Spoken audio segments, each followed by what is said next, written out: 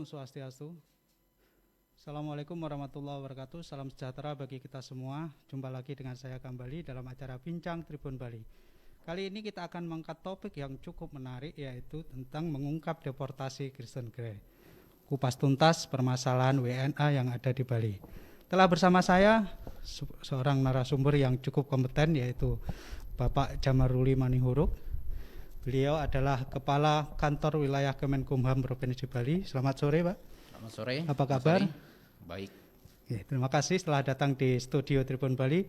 Dan tentunya Tribuners semuanya nanti bisa gabung. Caranya cukup mudah, yaitu cukup komentar di kolom Facebook dan Tribun Bali. Karena Bincang Tribun Bali ini adalah live streaming di YouTube dan Facebook Tribun Bali. Kita mulai Bincang Tribun Bali kali ini dengan topik mengungkap deportasi Kristen Grey.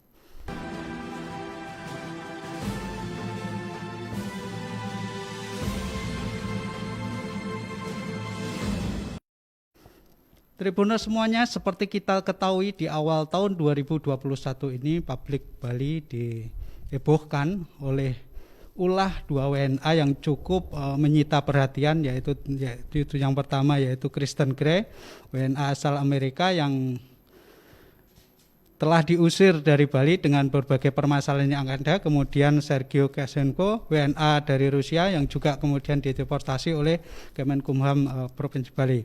Nah, kita akan mengupas secara tuntas bagaimana kedua WNA ini sampai kemudian mendapatkan sanksi deportasi. Tapi sebelum itu, apa saja kegiatan Kakanwil Kemenkumham selama ini, Pak? Kalau ditanya kegiatan cukup banyak. Kantor wilayah Kementerian Hukum dan HAM itu ada 4 divisi, divisi administrasi, pelayanan hukum dan HAM, ini saja sudah luas sebenarnya, hukum dan HAM, divisi keimigrasian, dan juga divisi pemasyarakatan. Kalau administrasi itu dukungan manajemen terhadap yang 3 ini, divisi pelayanan hukum dan HAM di Bali ini sangat kaya dengan kekayaan intelektual, jadi divisi ini bekerja untuk mendaftarkan kekayaan intelektual, misalnya indikasi geografis, mungkin terkenal di sini Kopi Kintamani. Dengan didaftarkan di Kementerian Hukum dan HAM, itu menjadi miliknya Kintamani. Seandainya ada yang lain yang mengklaim bahwa itu miliknya, katakanlah di Jawa Timur sana, Kintamani bisa menuntut. Dan ini untungnya apa? Dengan didaftarkan ini nilai ekonomisnya makin tinggi. Contohnya Starbucks. Kopi di kaki lima mungkin ya rasanya bisa mendekati Starbucks. Harganya 5.000 atau 6.000. Tapi ketika didaftarkan menjadi Starbucks, ini nilainya mungkin dijual 30.000 atau bahkan 50.000. Itu brand tadi itu sangat mahal. Itu salah satu pekerjaan yang dilakukan oleh Kementerian Hukum dan HAM. Belum lagi masalah-masalah HAM. Nah, itu masih banyak lagi. Untungnya di Bali ini nggak terlalu banyak masalah HAM. Kemudian masalah keimigrasian. Nah, ini nanti kita bicarakan terakhir lah. Mungkin pemasyarakatan. Pemasyarakatan itu juga di Bali ini ada 14 UPT, ada lapasnya, ada balai pemasyarakatannya. Jadi permasalahan di Bali cukup beragam sebenarnya tentang pemasyarakatan. Kami menangani itu semua.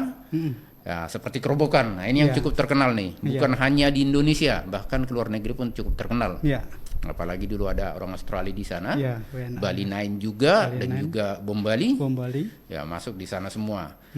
Ini menjadi masalah tersendiri sebenarnya, tapi itu dinamika yang harus kita hadapi, yang harus juga memang namanya pemasyarakatan harus memasyarakatkan kembali orang-orang Indonesia yang ada di dalam, yang memang tadinya bermasalah, sehingga nantinya bisa diterima oleh masyarakat. Nah, itu contoh yang kedua. Tapi karena topiknya ini masalah orang asing, saya ke tentang keimigrasian. Keimigrasian di sini ada 3 kantor imigrasi, yaitu Ngurah Rai, kemudian ada kantor imigrasi Denpasar, ada juga kantor imigrasi Singaraja, ditambah 1 rumah detensi imigrasi. Ditambah Kanwil tentunya, Kanwil yang mengkoordinasi semua ini. Kantor imigrasi ini fungsinya Selain ya kita tahu semua, mungkin orang semua mengenal paspor kan, nah, itu yang dikeluarkan di kantor imigrasi.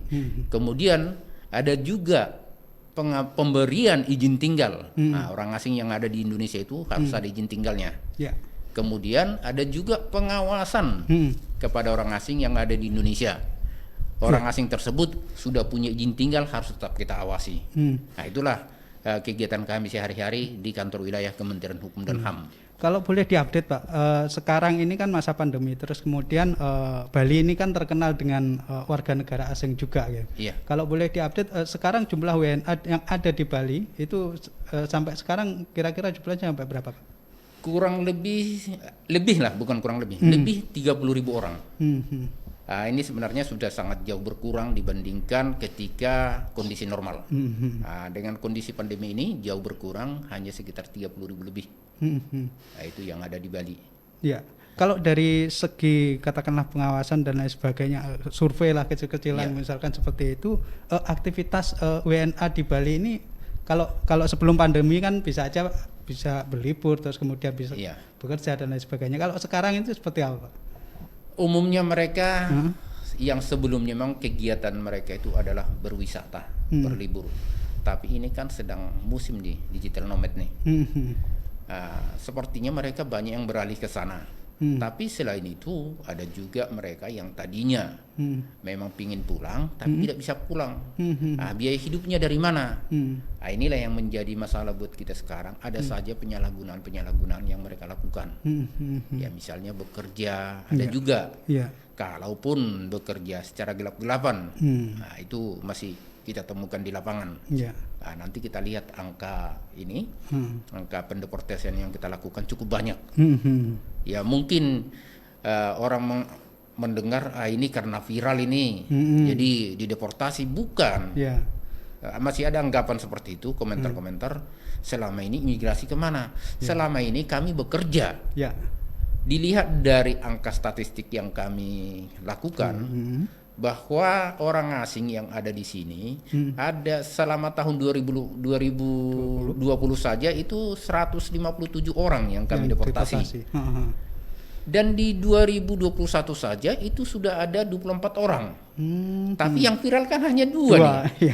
Terus sisanya ini kemana? Mulai 2020 sampai sekarang di 2020 ada viral 1. Wissam Barakeh, yaitu orang Syria yang memang waktu itu mengumpulkan massa cukup banyak untuk melakukan pelatihan yoga. Nah, itu kami deportasi pada saat itu viral. Nah, di 2020 di antara 157 hanya 1 yang viral. Nah, jadi itu yang kelihatannya kok imigrasi viral begini baru kerja. Sebenarnya tidak. Sebelum itu juga kami selalu bekerja. Artinya pengawasan itu secara rutin ya Pak? Berjalan terus. Ya memang kalau pengawasan namanya terhadap pengawasan orang asing itu tidak harus selalu terbuka. Makanya kalau dilihat di kantor imigrasi, ini petugas imigrasi atau bukan?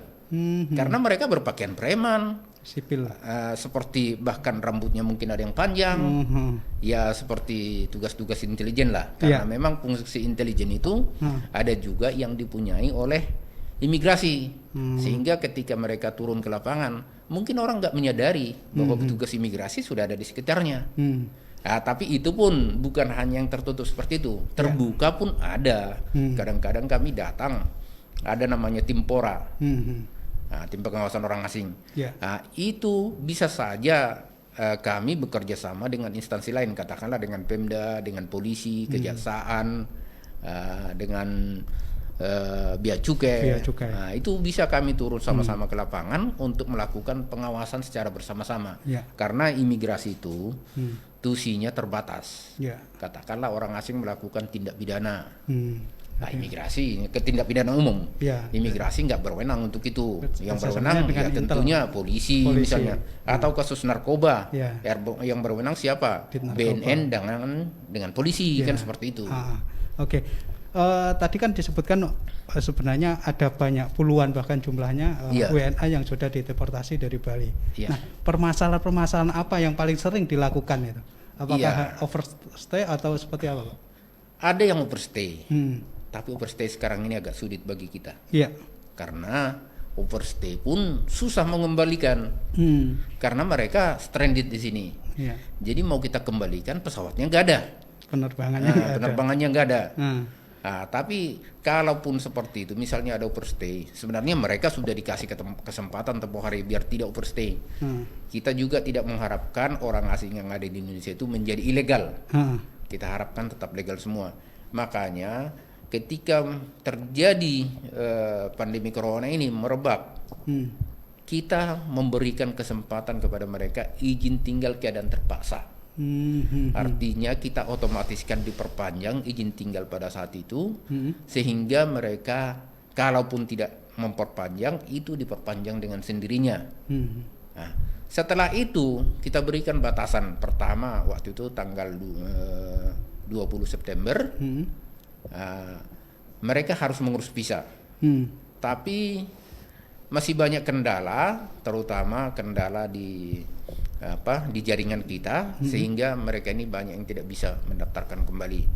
Akhirnya terakhir tanggal 5 Oktober tahun lalu itu dikasih kesempatan untuk mendaftarkan kembali perpanjangan atau mengurus visa baru, bisa diurus di Indonesia, sehingga mereka punya izin tinggal yang legal.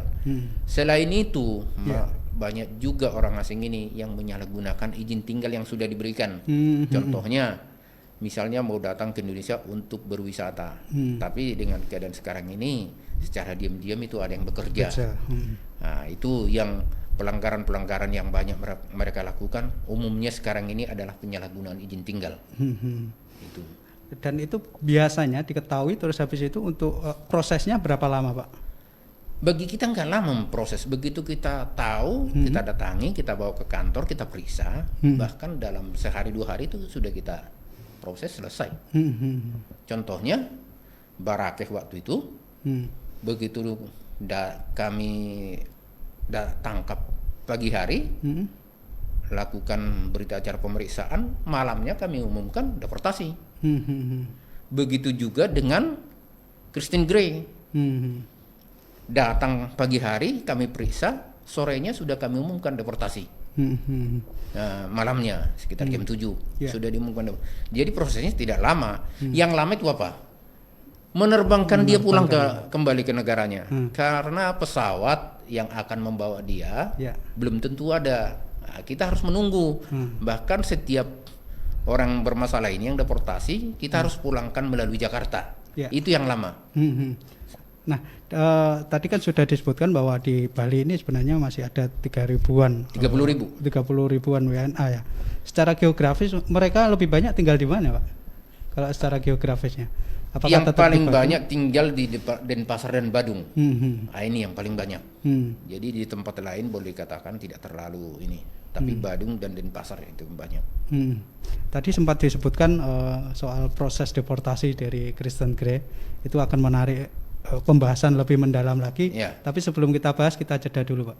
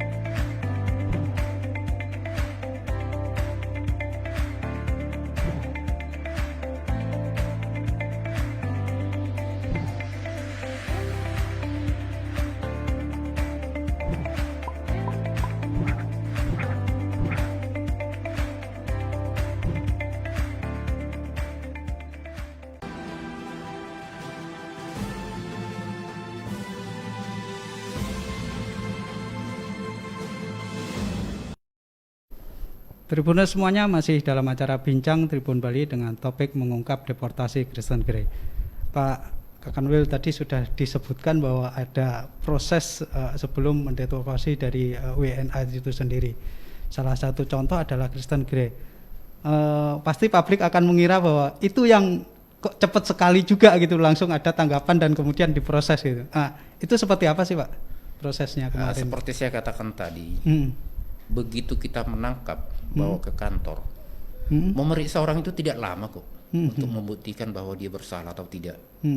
Kalau dalam katakanlah 3 jam 4 jam selesai kita periksa, langsung kita putus, pulangkan. Jadi bagi kami itu bukan hal yang bermasalah. Justru mungkin karena itulah seringkali apa yang kami lakukan itu tidak diketahui oleh publik. Karena cepatnya pekerjaan itu kami lakukan. Kami tidak mau itu berlarut-larut.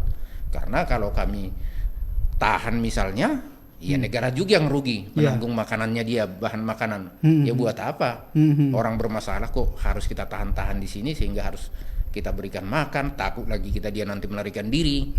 Ya sebaiknya secepatnya diproses, deportasi, selesai. Dan pengungkapannya kalau saya lihat itu Kristen Grey itu juga cepat sekali, Pak. Itu seperti apa cara bisa dibilang langsung ke lokasi, terus kemudian berapa hari saja itu? Pengungkapannya tentunya seperti saya katakan tadi, kami itu punya operasi intelijen. Jadi tidak selalu terbuka, kadang-kadang tertutup. Seperti saya katakan tadi, mungkin masyarakat nggak sadar bahwa di sekitar mereka itu sudah ada petugas imigrasi. Dan itu memang sampai saat ini sangat efektif. Dan itu masih kami lakukan. Mungkin setiap waktu berjalan, katakanlah seperti waktu Sergei kami deportasi, 2 orang di belakangnya dia sudah menyusul deportasi juga. Tapi yang terekspos hanya Sergei. Tapi di belakang dia sudah menyusul 2 orang lagi. Besoknya menyusul lagi. Jadi makanya ketika Sergei dideportasi itu baru sekitar 5 orang. Tapi coba hari ini sudah 24 orang. Jadi prosesnya tuh kalau kami tunggu-tunggu proses berlarut-larut, ya kami sendiri yang kerepotan. Makanya sebisa mungkin setiap ada penangkapan kami lakukan secepat mungkin, sesederhana mungkin. Tapi tetap sesuai dengan prosedur yang ada. Kami juga gak mau mendeportasi orang tanpa bisa dipertanggungjawabkan secara hukum. Bisa dipertanggungjawabkan secara hukum tentunya harus melalui pemeriksaan, berita acara pemeriksaan. Jadi seperti itu berjalan terus. Nah, seperti kasusnya Kristen Grey kemarin, ada beberapa permasalahan yang sempat mencuat. Yang pertama soal ciutannya mengajak warga negara asing untuk tinggal di Bali. Terus kemudian LGBT, terus dan lain sebagainya. Ada beberapa permasalahan. Nah, sebenarnya yang menjadi pokok permasalahan kenapa Kristen Grey itu dideportasi itu apa, Pak? Pertama, masalah LGBT. Memang Kristen Grey mengatakan saya dideportasi karena LGBT. Ini kita bantah sama sekali bukan. Itu urusan dia mau LGBT atau jadi apa.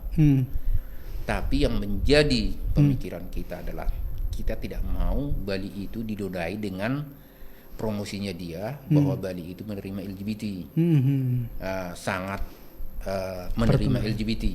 Itu yang kita tidak mau. Karena sampai sekarang ini belum ada deklarasi atau pernyataan dari siapapun bahwa Bali itu menerima LGBT.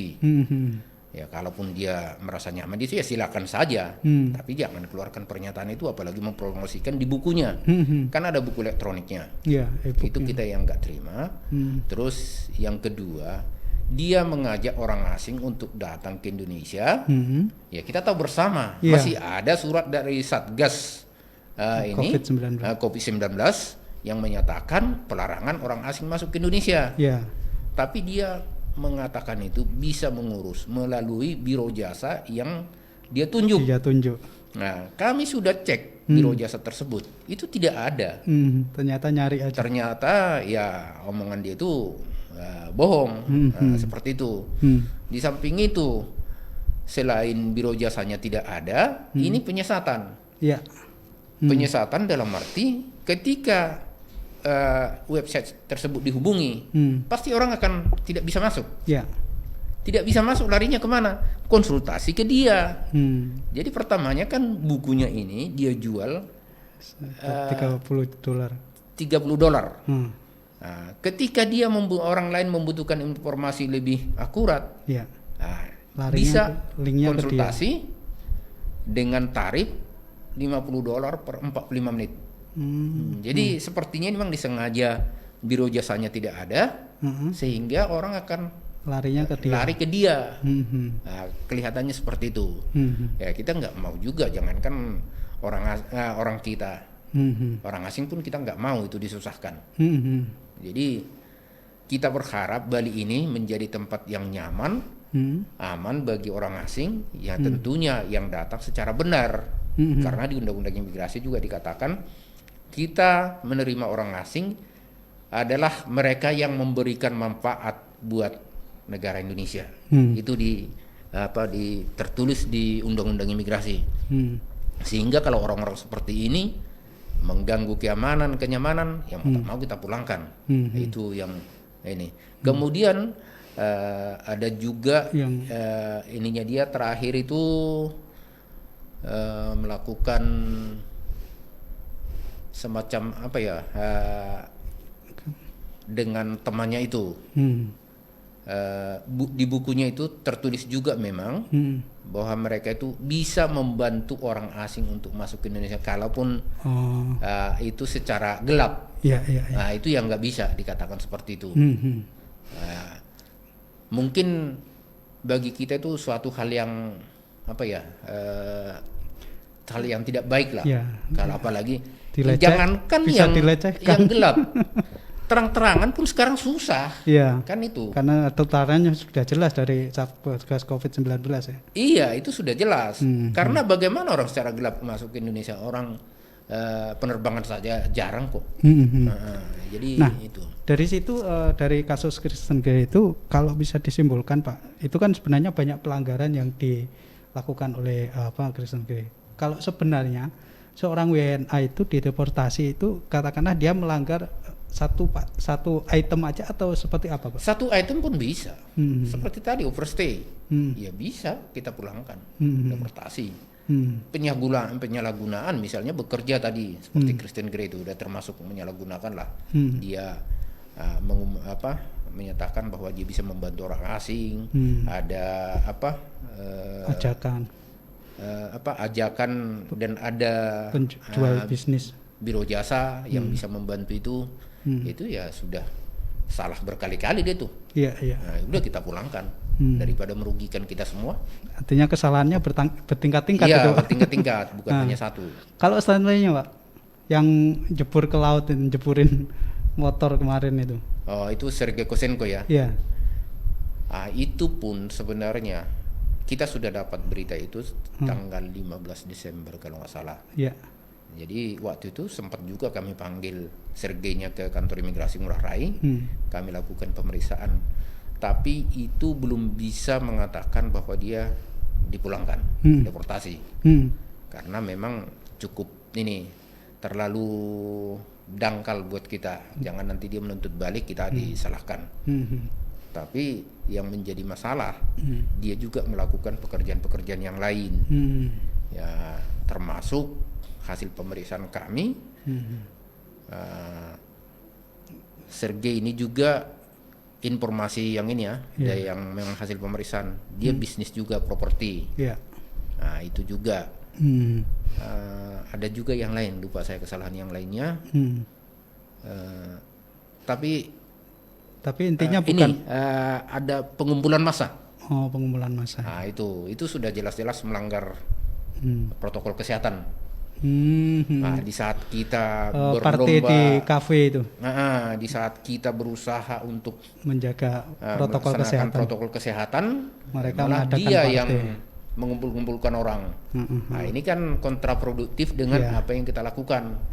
Makanya ya daripada menambah masalah kita pulangkan. Tapi pokoknya itu bukan dia menjeburkan motornya ke laut itu bukan ya Pak? Oh bukan itu. Ya itu rentang waktu dari 15 Desember dia posting lagi ulahnya dia yang mengumpulkan orang itu, pesta-pesta itu tanggal 11 Januari. Nah itu jadi cukup lama sebenarnya. Jadi kalau memang cukup itu permasalahannya kita pulangkan saat itu. Tapi nggak cukup. Ya. Cukup menarik sekali pembahasan kali ini Pak soal Kristen Grey dan WNA yang ada di Bali, terutama di masa pandemi ini. Sebenarnya permasalahannya juga cukup pelik dan lain sebagainya itu. Nah, sebelum kita lanjutkan, tadi sudah ada beberapa pertanyaan dari Tribuners semuanya. Yang pertama dari Stefanus Kanangga Karamula. Saya sangat setuju kalau mereka dideportasi orang Indonesia khususnya Bali, welcome WNA siapa saja yang datang ke Indonesia khususnya Bali. Tapi kalau udah melanggar dan apalagi di masa pandemi ini deportasi selesai. Terus kemudian dari Nancy Tulilatu, banyak bule yang bekerja keliling dicek visa dia overstay. Nah, ada 2 pertanyaan ini Pak. Tadi banyak sekali yang sudah sebenarnya komen dan lain sebagainya, pertanyaan yang mengarah tadi soal overstay itu seperti apa Pak? Tadi kan Stefanus ya, dia setuju dengan deportasi. Saya rasa siapapun di antara kita, kalau memang orang bersalah tentunya ada hukuman.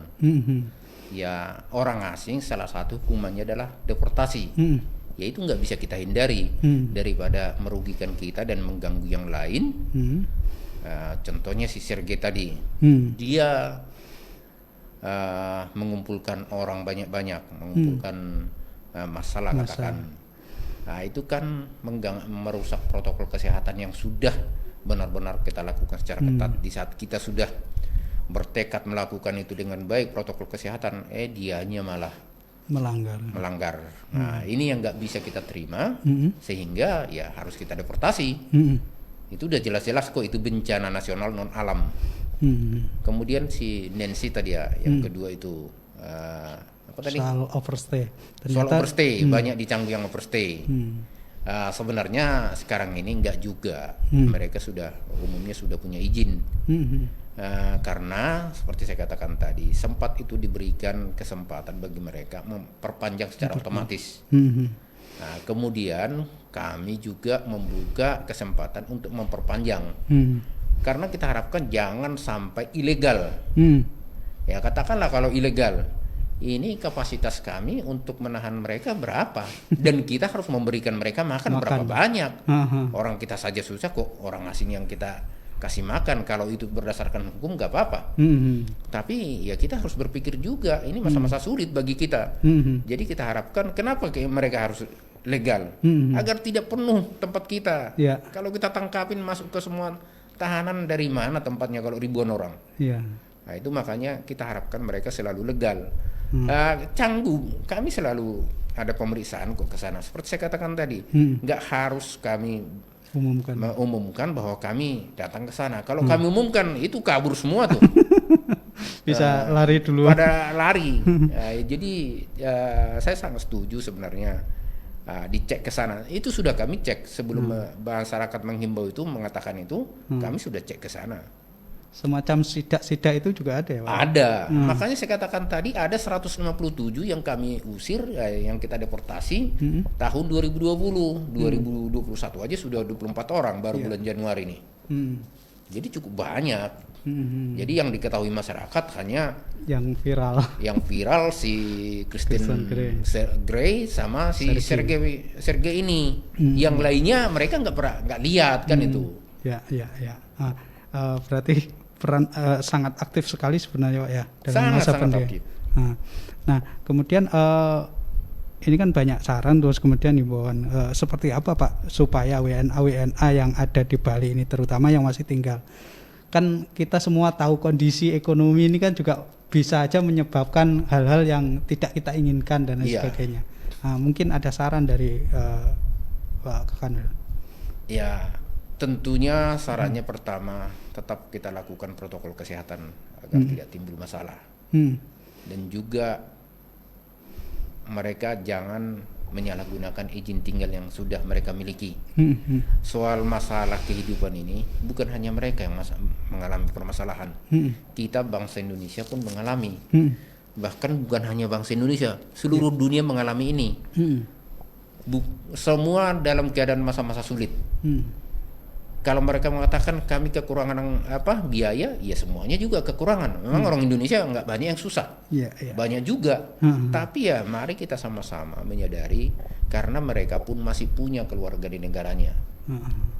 Dan kita tahu sebagian mereka ini memang dapat kiriman dari keluarga-keluarganya.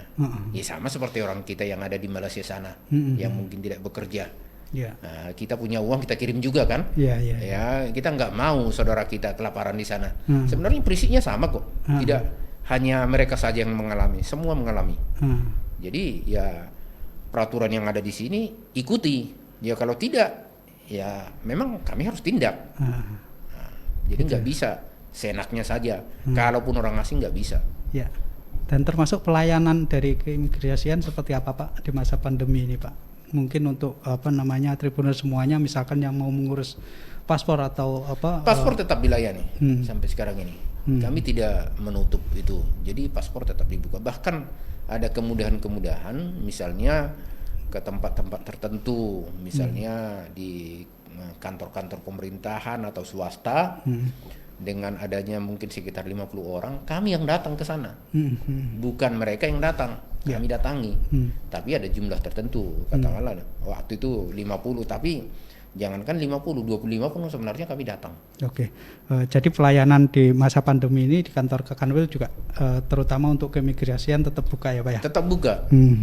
Oke Pak, tanpa terasa Pak, kita sudah 30 menit di sini Pak. Nah, biasanya sebelum berakhir itu sebenarnya juga ada banyak komentar tadi Pak. Tapi karena waktu sangat terbatas, biasanya kita closing statement dulu Pak dari Pak Kakanwil. Seperti apa closing statementnya? Ya, kepada orang asing yang ada di Indonesia, patuhilah segala peraturan perundang-undangan yang ada di Indonesia, terutama pada saat ini menghadapi masa pandemi corona. Ikuti protokol kesehatan, karena itu untuk kepentingan bersama, bukan hanya kepentingan saya, bukan hanya kepentingan Anda, tapi seluruh warga yang ada di Bali. Perlu diketahui, Indonesia ini mempunyai peraturan yang harus dipatuhi. Kami menegakkan itu bukan berdasarkan keinginan kami, keinginan pribadi, tapi itu memang menjadi tugas kami. Jangan berpikir bahwa kami terlalu keras atau terlalu tegas. Memang kami harus tegas, bukan terlalu, dan harus tegas. Dan kami tidak bisa ditawar-tawar tentang hal itu. Itu yang kami lakukan. Jadi kami minta kepada orang asing ikuti semua ketentuan peraturan perundang-undangan yang ada. Sekian dan terima kasih. Oke, terima kasih Pak Jamari Manihuru, Kepala Kanwil Kemenkumham Provinsi Bali, terhadir di dalam acara Bincang Tribun Bali dan Tribunal semuanya. Kami akhiri Bincang Tribun Bali kali ini, dan kurang lebih kami mohon maaf jika ada kata yang kurang berkenan di hati Tribunal semuanya. Ikuti dan baca berita di tribunbali.com, juga di Instagram, Facebook, dan YouTube Tribun Bali. Kami kembali dan mengucapkan terima kasih. Om Santi Santi Santi Om. Wassalamualaikum warahmatullahi wabarakatuh dan sampai jumpa.